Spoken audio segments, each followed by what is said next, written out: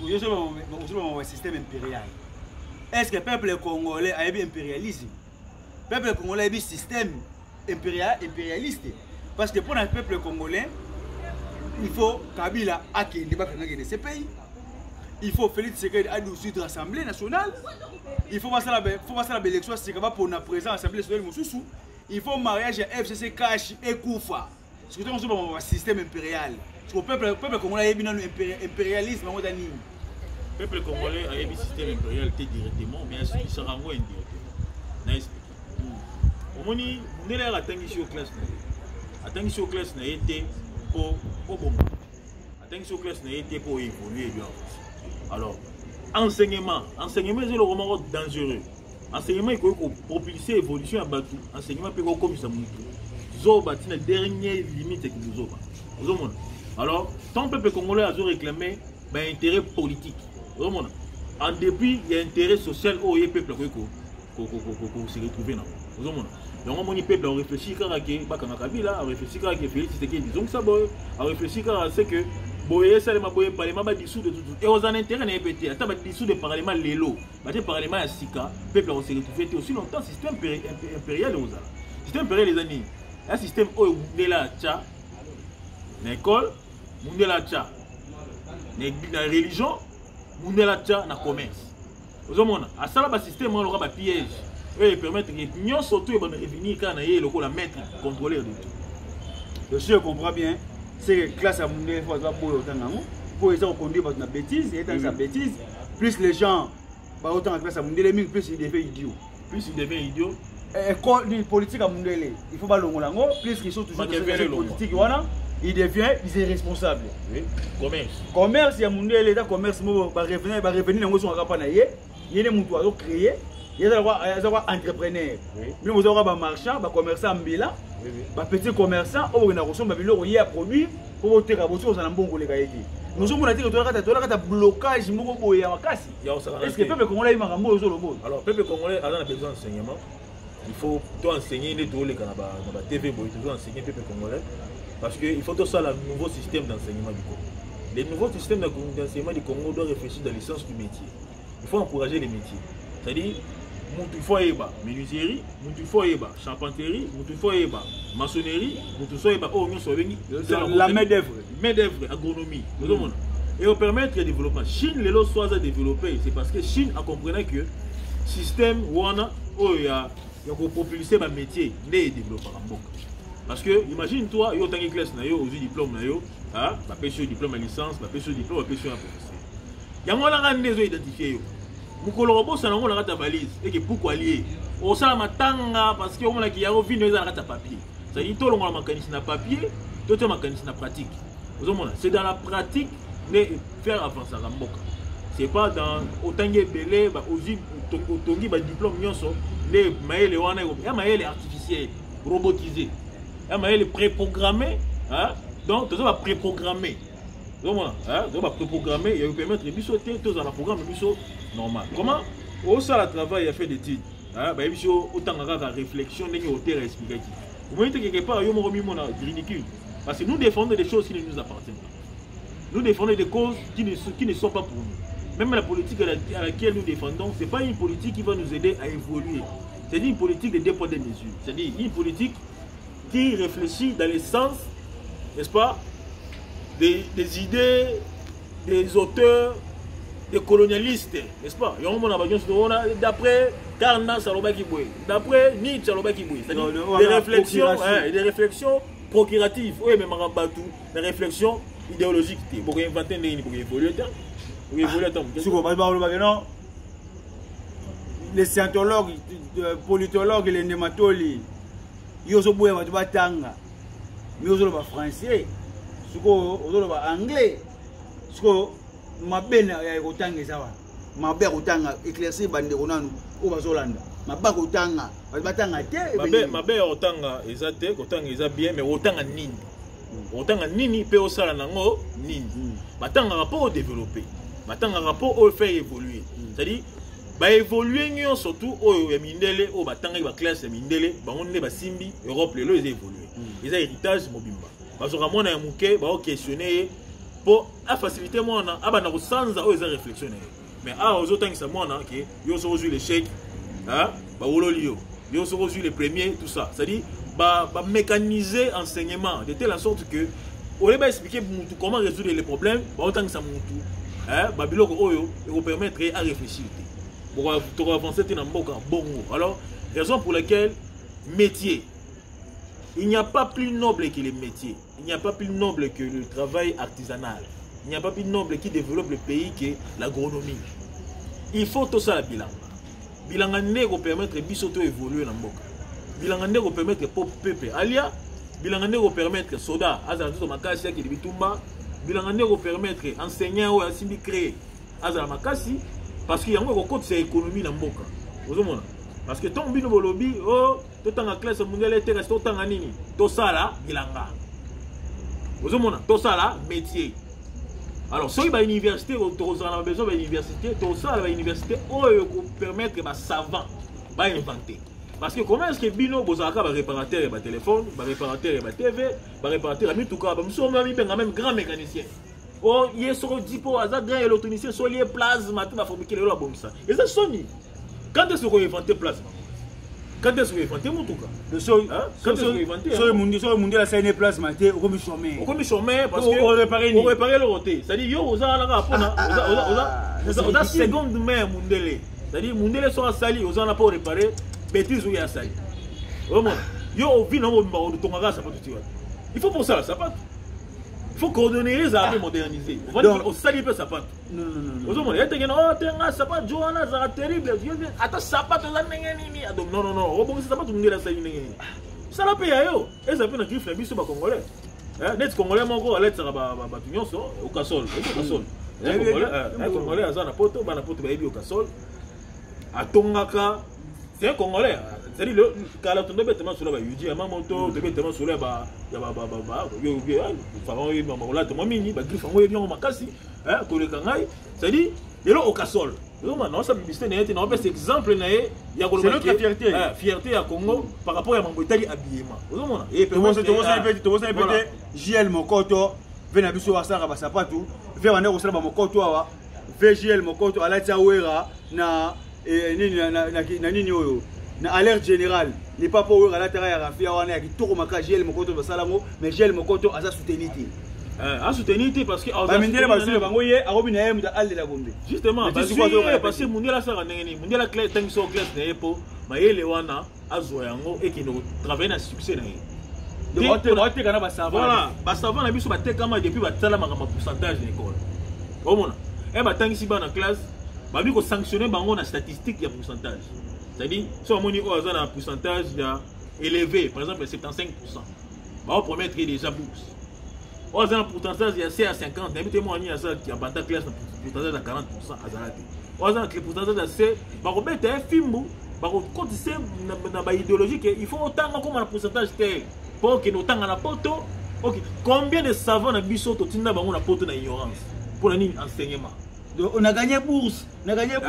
On a travaillé pour la Mindele. On a travaillé pour la Mindele. On a commis grand professeur il y a Mindele. On a enseigné la Mindele. Science où vous permettre de évoluer. Ah. Si je comprends bien, on a un peu de on a politicien parce que maman autant ça a une évolution mboka. On se sentir ridicule.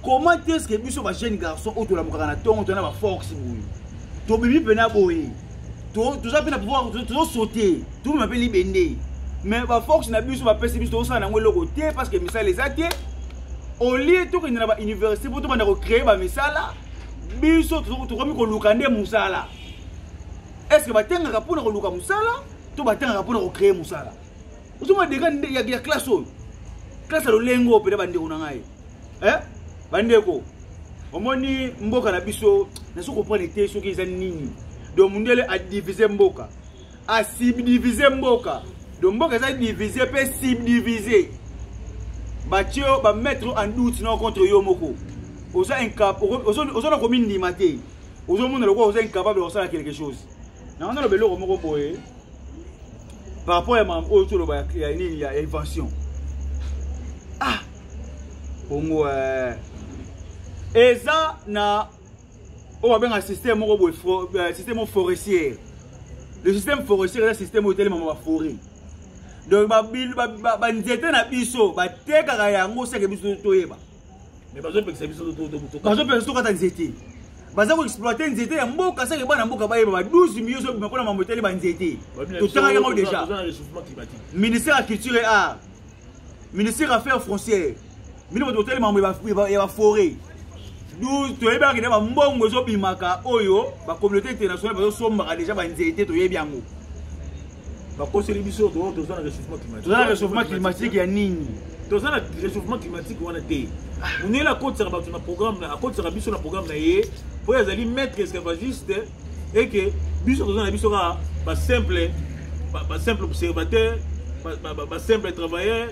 Tout ça n'a biso et le roté donc il y a à côté de biso dans système programme même même la pandémie ils ont dérangé coronavirus et là programme na biso to continue le programme il y a bêtise wana parce que mundele a dit que biso to ça esclave vous mona biso to ba nègre de maison bon par rapport à l'état fédéral parce que émission OESA tu parler c'est fédéralisme yo obi que non ça bien, mais ça c'est pas le moment. C'est pour ça que ils ont aussi responsabilité à fédéralisme et pas pour le président de la République. Est-ce que le président de la République n'a pas une idée comme ça au État fédéral? Parce que sur le but c'est pas le moment. C'est pour ça que maintenant il va ça là. Parce que le président va occuper Bissot. Le président va abandonner Bissot. Tout le monde va Bissot monter se prendre en charge pour tout le monde m'emmener dans Bissot. Il y a un monde qui diaspora va fâcher parce que notre photo est l'État fédéral. Yo le but que non c'est pas le moment parce que nous sommes victimes du système électoral occidental. Alors le système électoral occidental au biso to votera le président pour tout candidat to voter bango ou to votera té tout ça la formalité électorale. Alors bango ne ba pona ni na diriger mboka o. Ba pona nani? Ba pona les plus intelligents des nègres de maison. Zomona. Oyo arozala wana le rôle pour exécuter à bonne et uniforme mission va mettre colonisateur mais ça là que bon jamais encore réfléchir développement jamais encore réfléchir évolution jamais encore réfléchir bon l'on la carte des parce que chef de l'état n'a dit oyo aux années oyo aza régit un système oezali féodal. Système féodal où ils allaient protéger les maîtres esclavagistes. Azana a reçu un ordre. Même OMS, OMS a imposé le pays où Bazali sous l'égide coloniale, n'est-ce pas? Bêtise, il y a un nouvel ordre mondial santé. Il y a un nouvel ordre mondial santé. Tu as dit que le Congo est un chinois.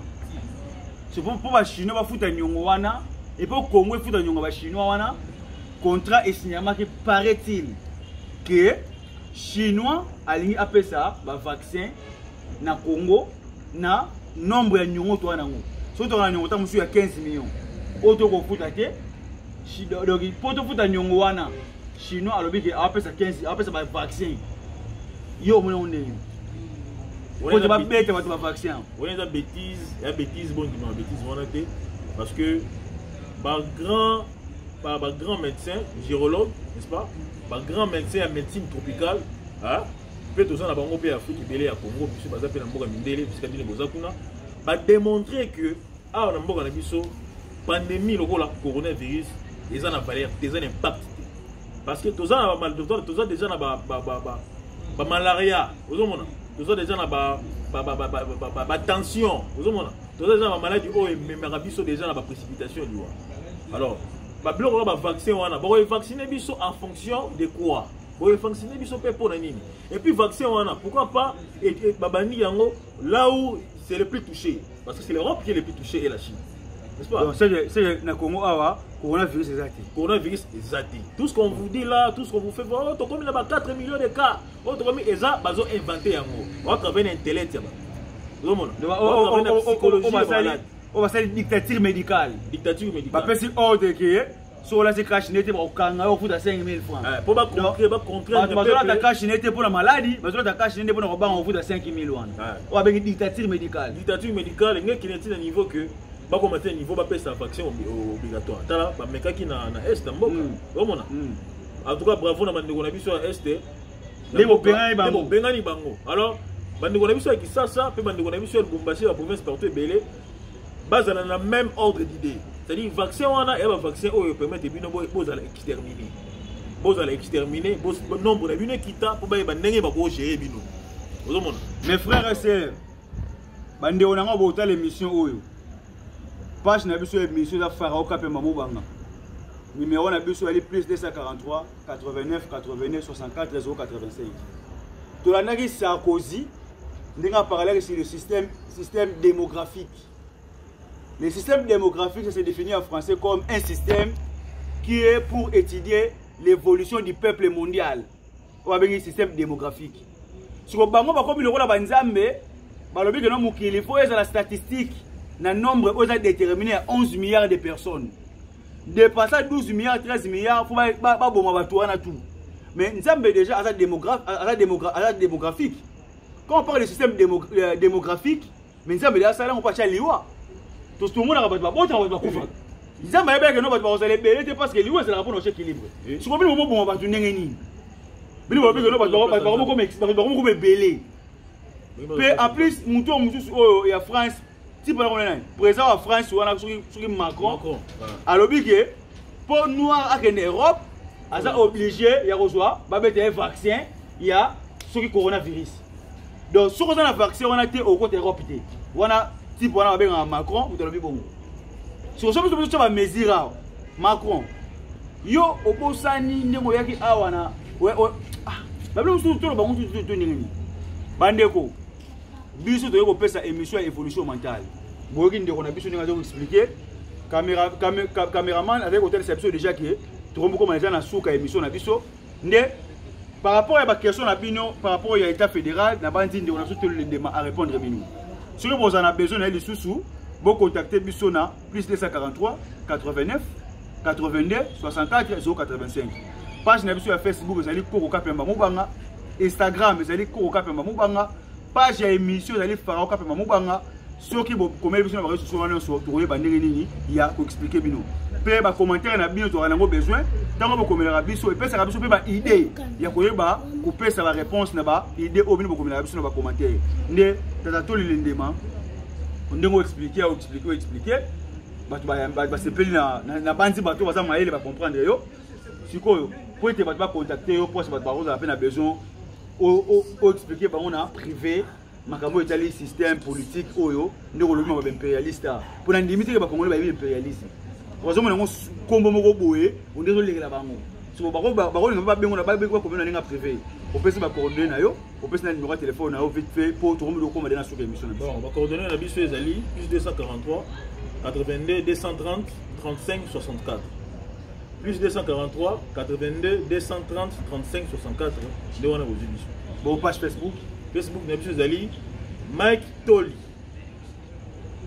Suki bon Mike Toli wana moni ngai oza na bato po linga opesa ba remerciement bon na opesa remerciement na yo moko Kapemba Mobanga Pharaon ndenge yo yemi biso sur émission oyo na opesa remerciement na cameraman na biso ndenge ya dimia bo matin na yenyo surtout tata Mulamba Mwadia Vita ndenge bo mingonga na ye en tout cas ezali ba remerciement pe na bandeko na biso baza na poto o bazota la biso ba remerciement pe na ba kinyo so balanda émission ya Pharaon Kapemba Mobanga ko s'abonner makasi ces émissions encore noble o mini ba biloko toza nango toza mangambo ebele ya oloba mais teza muke alors bonjour ba question bo tuna biso ta ba commentaire émission hein bonjour maël ndenge to ko répondre alors sur la prochaine émission maton de mingi na bino gloire et louange nos beaux ancêtres Fumukimbango yaki pavita nengwa midaki nengwa songolo keju nengwa mbangala nzondo ya lokula malao ya kusumbangi pe bongo balongo nyonso nengwa nzinga kubiki nengwa gotime mutamachwa mutalumumba ya vitakanga bakoko nyonso koko kambala chintu akaninda koko kapinga mona nzemba koko chipamba buluba ndikolela kumbonga kazadi mutombo mukulu ilunga kala ilunga inyoi koko mukamba toye mpona kobeta masolo ya bakoko mpe kobeta masolo etali mboka bandeko bosabone belé na makaya bosabone belé mpo bozwaka baémission oyo koévolue mentalité na bino nde topesi mbote bambote na bino nyonso sika bozali na bandeko nyonso tolingaka bino mingi tomonani à la prochaine.